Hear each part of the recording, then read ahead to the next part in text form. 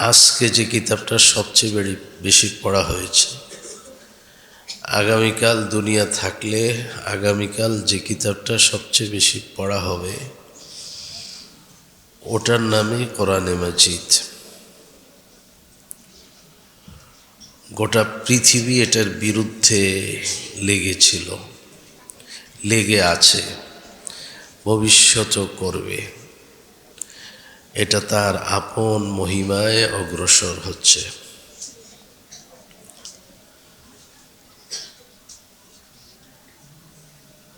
এটা বোঝার জন্য দুটা কথা মনে রাখেন। ফু দিলে আগুন বাড়ে, ফু দিলে আগুন নিভে। আপনার সামনে একটা চেরাগ আছে, মোমবাতি আছে, আপনি ফু দিলে এটা নিভে যাবে। মায়েরা লাকড়িতে যখন চুলার মধ্যে আগুনকে ধরাইতে চেষ্টা করে, তো একটু বিঝা লাকড়ি হলে ধরতে চায় না, তখন বাঁশের একটা চুঙ্গা দিয়ে একটু ফু দেয়, ওই ফু দিলে আগুন বেড়ে যায়। জটিল বিষয়, জটিল বিষয়। ইউরিদুনা লিউতফিউ নূরাল্লাহি বিআফওয়াহিহিম ওয়াল্লাহু মুতিম্মু নূরিহি। আমি এখন যে কথাটা বলেছি এটা কোরআন শরীফে আল্লাহ বলেছে।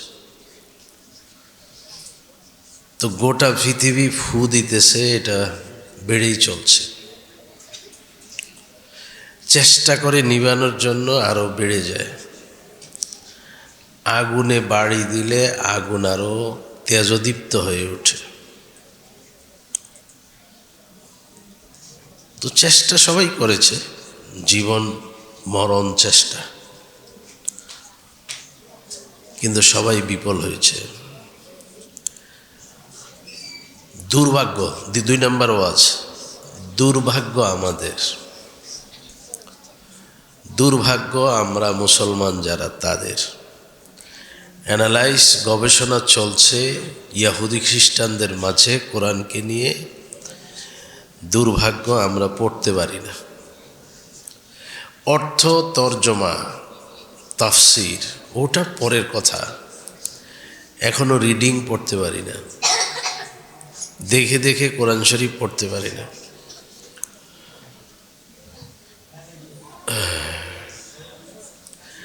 যারা পারি তাদের ভুলের অভাব নেই, যারা পারি না তারা তো পারি না।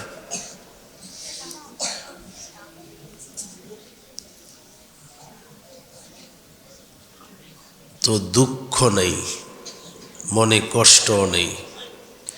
আমি যে কোরআন শরীফ পড়তে পারি না, আমার মেয়ে আমার ছেলে যে পড়তে পারে না, এটা নিয়ে কোনো আফসোসও নেই। আমার মনে হয় পড়তে না পারার থেকে এই যে আফসোসও নাই, এটা আরো মারাত্মক, এটা আরো মারাত্মক।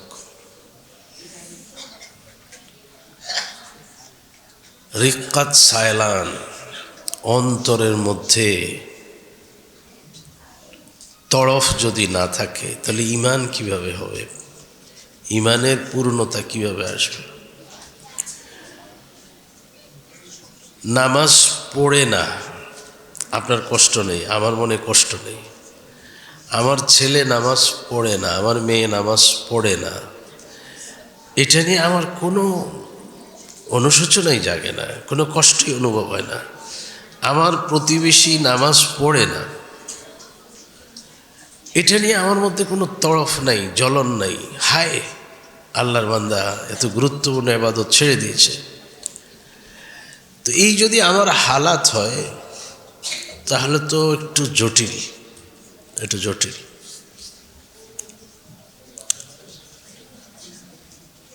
এই জন্য নিজ অবস্থান থেকে আমার যে গুণাবলীগুলি থাকা দরকার ছিল এগুলি যে নাই, এর জন্য আফসোস করা। আল্লাহর কাছে সাহায্য চাওয়া। গোটা পৃথিবীতে মুসলমানরা যদি মুসলমানদের শ্রেষ্ঠ কিতাবটা পড়তে না পারে, তাহলে মানে কি নিয়েতে গর্ব করবে, কি নিয়ে সে আলোচনাটা করবে? পারা কত, পৃষ্ঠা কত, আয়াত কত, জবর কত, জের কত, এই আলোচনা দরকার নাই তো। আমার একটু সহি শুদ্ধ তেলাওয়াত দরকার।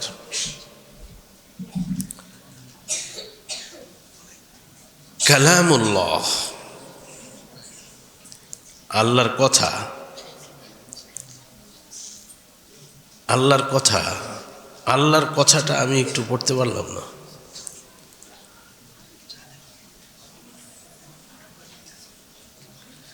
কোনো তড়ফ নেই, কোনো বেদনা নেই, কোনো আফসোসও নেই।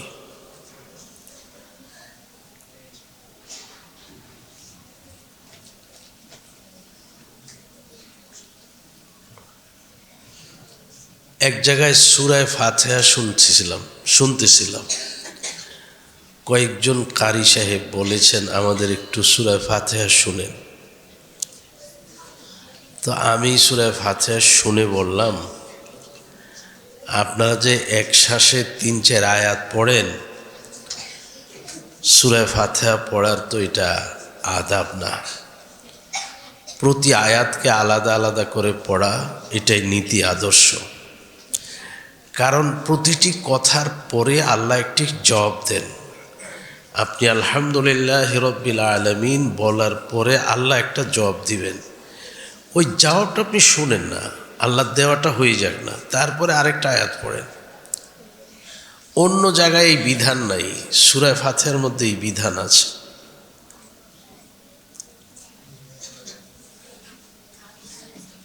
অনেক সময় নামাজের মধ্যে আমরা 2-3 আয়াত সূরা ফাতিহা একসাথে পড়ে নিই। হ্যাঁ, কোনো সমস্যা তো নেই, নামাজ তো হয়ে গেছে।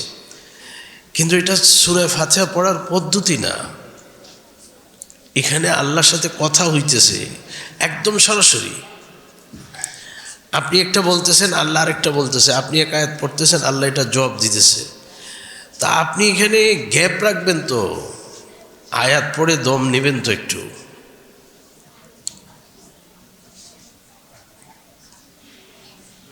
কালামুল্লাহ, আল্লাহর কথা।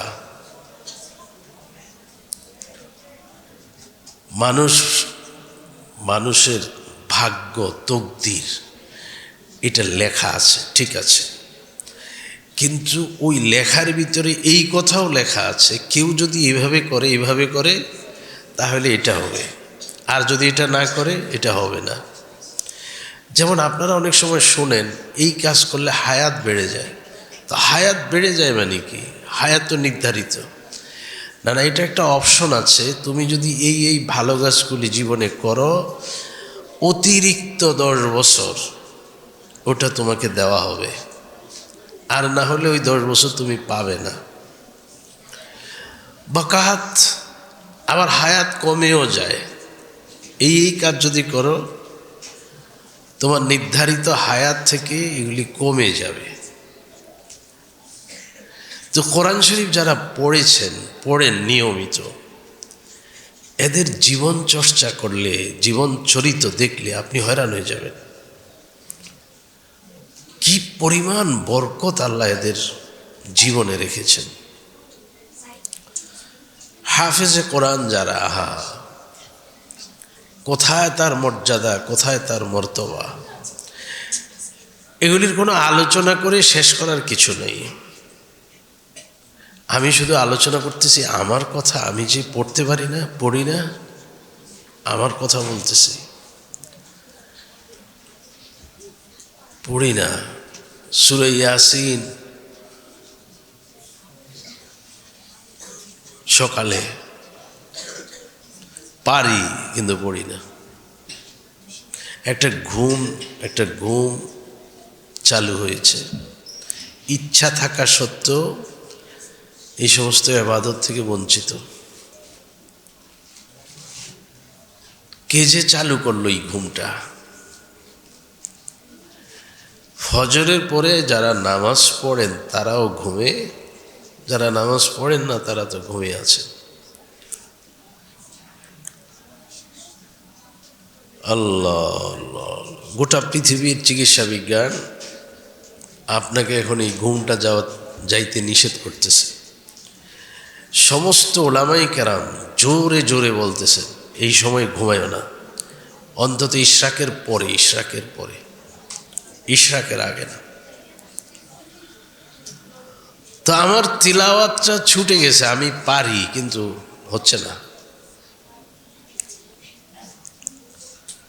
যে পারি না তার কোনো টেনশনে নেই, কোনো আফসোসে নেই। এই যে রমজান মাস আসতেছে খুব কাছাকাছি, এক খতম কোরআন শরীফ হচ্ছে না, আমাকে দিয়ে হচ্ছে না। আমি যে কত ব্যস্ত, আমি যে কত ব্যস্ত। আল্লাহ, ওয়াজ তো করি, রমজান মাসে ওয়াজ করি, তাফসীরি আলোচনা, কত বড় বড় কথা, কিন্তু তিলাওয়াতে তো নেই, তিলাওয়াতে নাই। শাহরু রমাদান আল্লাযী উনজিলা ফীহিল কুরআন,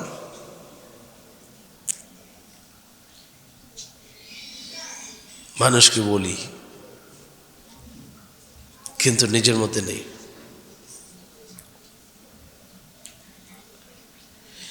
এখন তিলাওয়াত বিমুখ মানুষ আমরা এত পিছিয়ে গেছি মূলত তেলাওয়াত ছেড়ে দিয়ে। যে যেখানে আছি ওখানে তেলাওয়াত ছেড়ে দিয়েছি, যে যেখানে আছি ওখানে তেলাওয়াত ছেড়ে দিয়েছি। আপনারা হয়তো কেউ কেউ মনে কষ্ট নিচ্ছেন, হুজুর এরকম না, আমরা পড়ি আলহামদুলিল্লাহ, কিন্তু আমিও তো দেখি, আমার জীবনও তো দেখি, আরো 10 জনের জীবনও তো দেখি, যে পারে সেও পড়ে না। একটু নিজের গতি যদি পরিবর্তন করতে চান একটু তেলাওয়াত করা লাগবে, তাফসীর, ব্যাখ্যা, বিশ্লেষণ এগুলি পড়ে। এমনি আলহামদুলিল্লাহ সূরার তরজমাটা, অর্থটা জেনে নিয়েন, এটা ভালো। নামাজে যে কয়টা সূরা পড়েন এগুলির অর্থ জেনে নিয়েন, ভালো, পড়তে মজা লাগবে, স্বাদ লাগবে। নামাজে যে সমস্ত তাসবিহাত আছে, যে সমস্ত দোয়া আছে, এগুলির তরজমা অর্থগুলি জেনে নিলেন, পড়তে ভালো লাগবে। মানে আপনার শখ জাগবে। আপনি 2 সেজদার মাঝখানে বসে কি বলেছেন, দোয়া তো পড়েছেন কিন্তু অর্থ তো জানেন না। অর্থ জানলে আপনার কাছে এত মজা লাগবে, হ্যাঁ এই কথা আমি বলতেছি, তো এটা বলাই দরকার আমার। আল্লাহুম্মা গফিরলি ওয়ারহামনি ওয়াহদিনি ওয়ারযুকনি ওয়াজবুরনি। তা আপনার জীবনে যা দরকার এই 2 সেজদার মাঝখানে আপনি সবগুলি কথা বলেছেন কিন্তু আপনি জানেন না, আপনি অর্থ জানেন না। রব্বানা আতিনা ফিদ দুনিয়া, নামাজের পরে দোয়া করতেছেন, অর্থ জানেন না, মজা লাগতেছে না। আল্লামা তাকি উসমানী হাফিজাহুল্লাহ উনি বলেছেন, মসজিদে প্রবেশের সময় যেই দোয়াটা পড়া হয়, এই দোয়াটার অর্থটা মানুষ যদি একটু খেয়ালের সাথে পড়ত তো মানুষের আর কিছু দরকার ছিল না। বিসমিল্লাহি ওয়াসসালাতু ওয়াসসালামু আলা রাসূলিল্লাহ,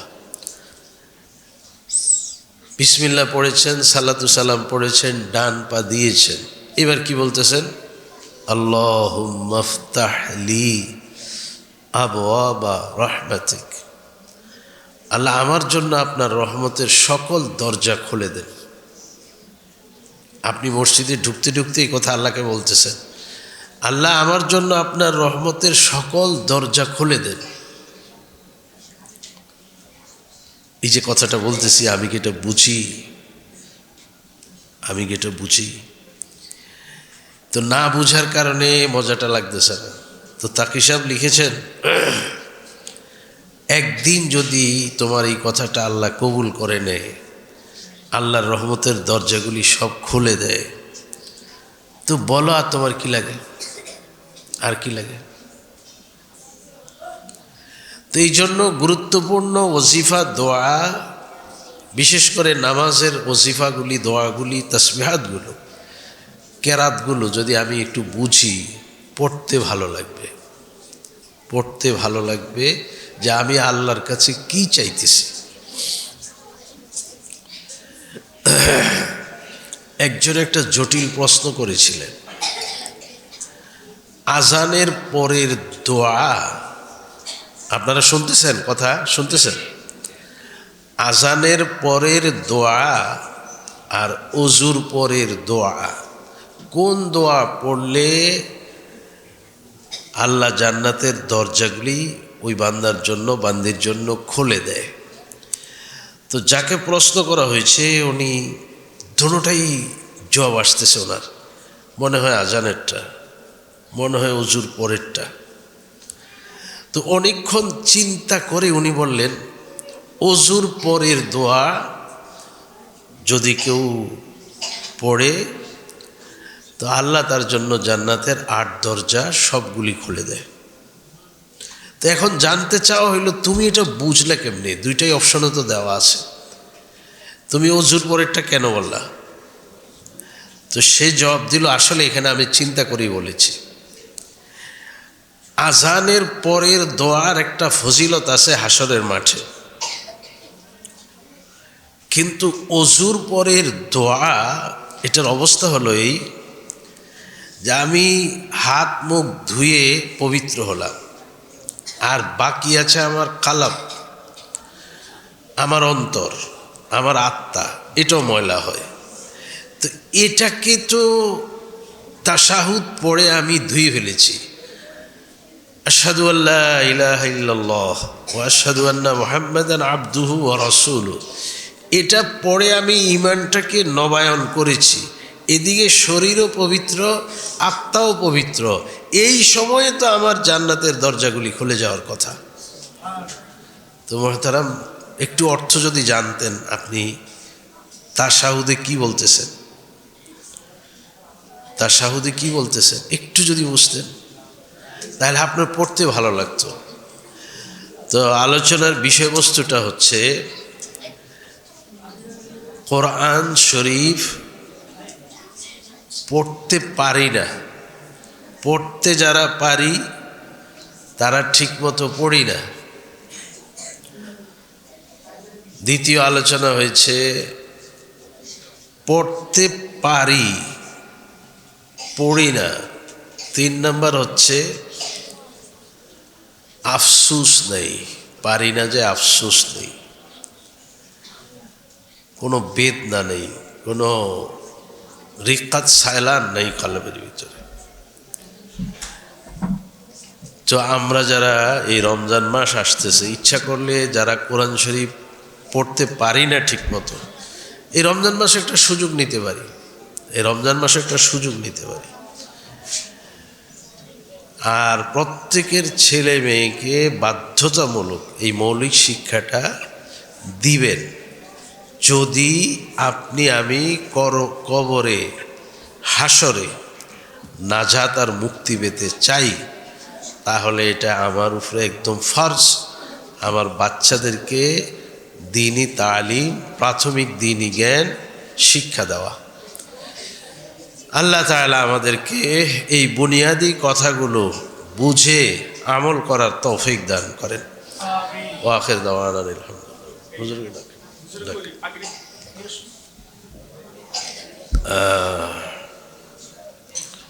حسبي الله لا إله إلا هو عليه توكلت وهو رب العرش العظيم وإن لم تغفر لنا وترحمنا لنكونن من الخاسرين اللهم اغفر لي وللمؤمنين والمؤمنات والمسلمين والمسلمات اللهم اغفر لي حينا وميتنا وشاهدنا وغائبنا وصغيرنا وكبيرنا وذكرنا وأنثانا اللهم من أحييته منا فأحيه على الإسلام ومن توفيته منا فتوفه على الإيمان যতক্ষণ বাঁচিয়ে রাখেন ইসলামের উপরে বেঁচে থাকার তৌফিক দান করেন যেদিন ডেকে নিয়ে যাবেন ঈমানের সাথে মৃত্যু নসিব করিয়েন মৃত্যুর সময় শয়তানের ধোঁকা থেকে হেফাজত করিয়েন চক্ষু বন্ধ হবে সোজা জান্নাতুল ফেরদাউস নসিব করিয়েন আমাদের মধ্যে যারা চলে গেছেন আমরা হাত তুলেছি অনেকে বাবা হারিয়েছি মা হারিয়েছি দাদা দাদি আপনজন আমরা অনেককেই মাটির নিচে কবর দিয়েছি আল্লাহ এখানে দস্তারে ফজিলত হাফেজে কোরআনদের হাফেজাদের একটা বরকতময় জলসায় আপনার কাছে ফরিয়াদ আমাদের মুরব্বীদের কবর আযাব মাফ করে দেন চিরদিনের জন্য মাফ করে দেন কবরগুলিকে জান্নাতুল ফেরদাউস বানায় দেন এখানে যারা হেফজ শেষ করলেন তাদেরকে আলেম হওয়ার তৌফিক দান করেন যারা পড়ে যাচ্ছেন তাদেরকে দ্রুত পড়া সম্পূর্ণ করার তৌফিক দান করেন যারা মাদ্রাসা পরিচালনা করতেছেন যারা মাদ্রাসার সাথে সংশ্লিষ্ট সকলকে আপনি কবুল ও মঞ্জুর করেন আল্লাহ আল্লাহ আমরা যারা এখানে অসুস্থ আমাদের বাড়িতে যারা অসুস্থ হাসপাতালে যারা অসুস্থ আমাদেরকে আপনি পরিপূর্ণ সুস্থতা দান করেন আল্লাহ আমরা যারা ইলম শিখি আমাদের ইলমে বরকত দেন আমলে বরকত দেন ব্যবসাতে বরকত দেন চাকরিতে বরকত দেন খেতে খামারে বরকত দেন হালাল রুজিতে বেশি বেশি বরকত দেন শ্রমজীবী কৃষিজীবী পেশাজীবী প্রত্যেকের পেশাতে বরকত দান করেন আমাদের ছেলে মেয়ে আত্মীয় স্বজন প্রতিবেশী সকলকে নামাজি বানায় দেন আল্লাহ সকলকে নামাজি বানায় দেন আল্লাহ সকলকে নামাজি বানায় দেন কোরআন তেলাওয়াতের আলোচনা হয়েছে আল্লাহ আমাদের প্রত্যেককে সহি শুদ্ধ করে কোরআন মাজিদ তেলাওয়াত করার তৌফিক দান করেন আসন্ন রমজান প্রতিটি রোজা হক আদায় করে রাখা থাকার তৌফিক দান করেন রমজানে বেশি বেশি জিকির তেলাওয়াত করার তৌফিক দান করেন আল্লাহুম্মা বারিক লানা ফি রজব ওয়া শাবান ওয়া বাল্লিগনা রমাদান ইয়া হাইয়্যু ইয়া কাইয়্যুম برحمتك نستغيث أصلح لي شاني كله ولا تكلني إلى نفسي طرفة عين حسبنا الله ونعم الوكيل حسبنا الله ونعم الوكيل حسبنا الله ونعم الوكيل توكل على الله نعم المولى ونعم النصير حسبي الله لا إله إلا هو عليه توكلت وهو رب العرش العظيم اللهم إنا نسألك من خير ما سألك منه نبيك محمد صلى الله عليه وسلم ونعوذ بك من شر ما استعاذ منه نبيك محمد صلى الله عليه وسلم